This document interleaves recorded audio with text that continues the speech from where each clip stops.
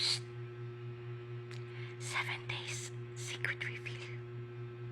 Gusto mo malaman? Fast promotion lang, no? Tanimbod si charcoal niacinamide soap. Ako ni siyang gigamit para pawala sa mga bahog-singot, ana. Sukad ako ni siyang gigamit. Wala na ako nagagamit og diyo. Yes.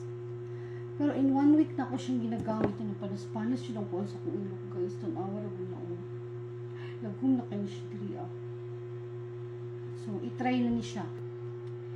I-update mo after 1 week more. Kung mapanas din siya, kaya napang siya nabiling gamay.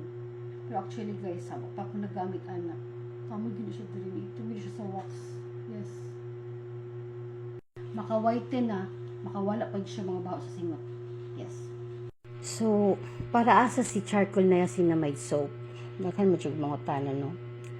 So, si niacinamide, mo gina siyang isa sa mga pinaka-effective nga makapawhiten sa ato ang skin.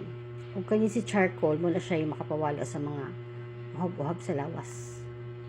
So, charcoal niacinamide soap, 2-in-1 na siya. Duha ka benefit yung makuha sa isa lang kasabon. Check out mo na yarn. Nana diya sa yellow basket ako ng libutang. Thank you.